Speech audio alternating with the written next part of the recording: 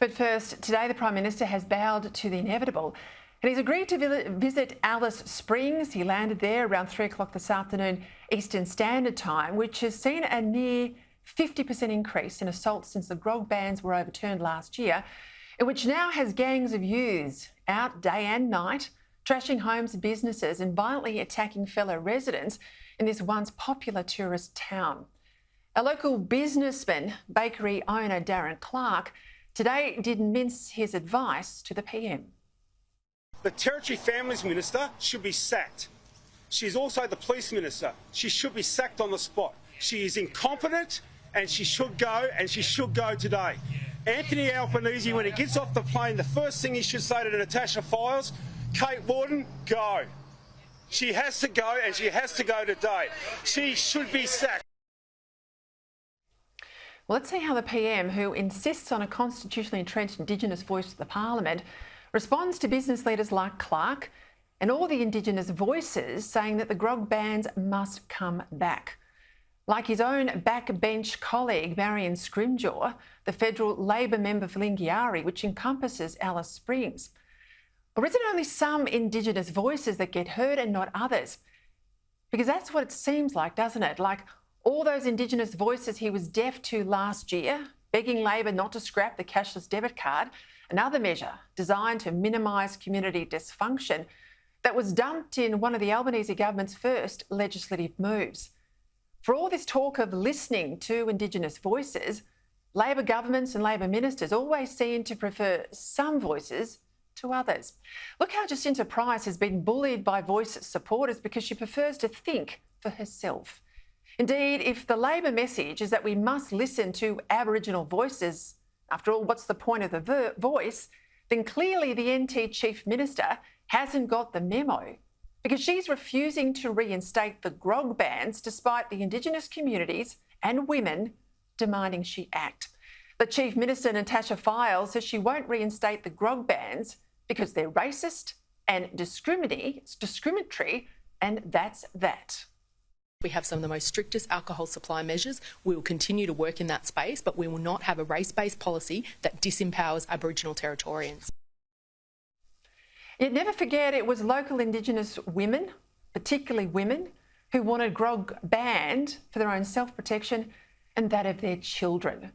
In an interview with 3AW's Neil Mitchell in Melbourne this morning, opposition leader Peter Dutton, a former police officer, former minister in charge of the Federal Police, well, he laid bare the gravity of what's happening in the NT.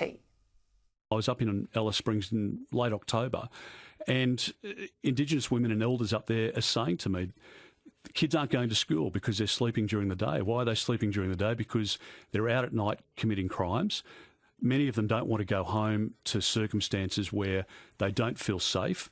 And I spoke to some whistleblowers up there who'd been, dock workers and public servants up there who are mentally broken because they're taking kids back into an environment where they're clinging onto their legs, screaming not to take them back. In some instances, the Australian Federal Police report that you've got 100% of kids living in some communities with sexually transmitted diseases. This whole crisis in Alice Springs underscores the trouble with this proposed voice to the Parliament. Because I believe in democracy, one vote, one value, I can't support a concept where any one group gets a special voice denied to everyone else. In this case, a voice, an additional voice based solely on race.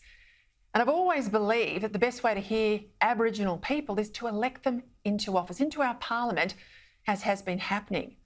But if the voice really did mean that the elders of Alice Springs would be listened to on the problems affecting them, and the government would then bring back the grog bans and the cashless debit card, well, at least there'd be a practical case for it.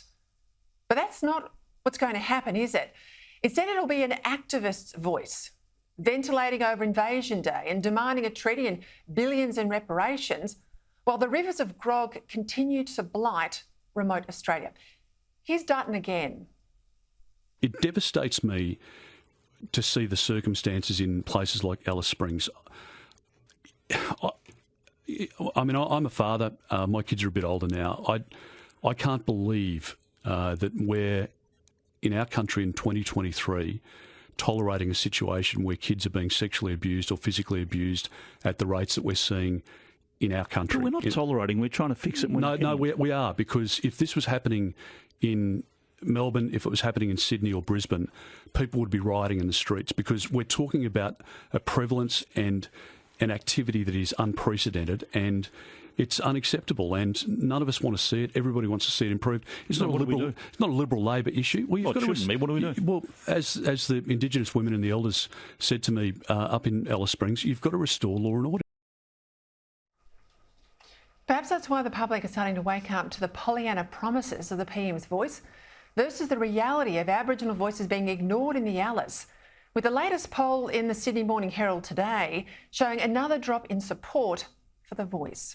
Despite months and months of the PM telling us that we've all got to be on the right side of history and support his voice to the Parliament, today's poll shows that only 13% of us felt we know enough to explain the voice to someone else. And that's the point. Why would we vote for a constitutional change that we don't really understand, or a voice that governments will ignore, like the NT, if they don't agree with it? The biggest test for the PM is, can he fix the problems in the Alice that require practical solutions and not empty symbolism? That's his challenge. It's always been the left's challenge. And it goes to the very heart of the debate about Labor and the voice as well. Real action, not just more rhetoric.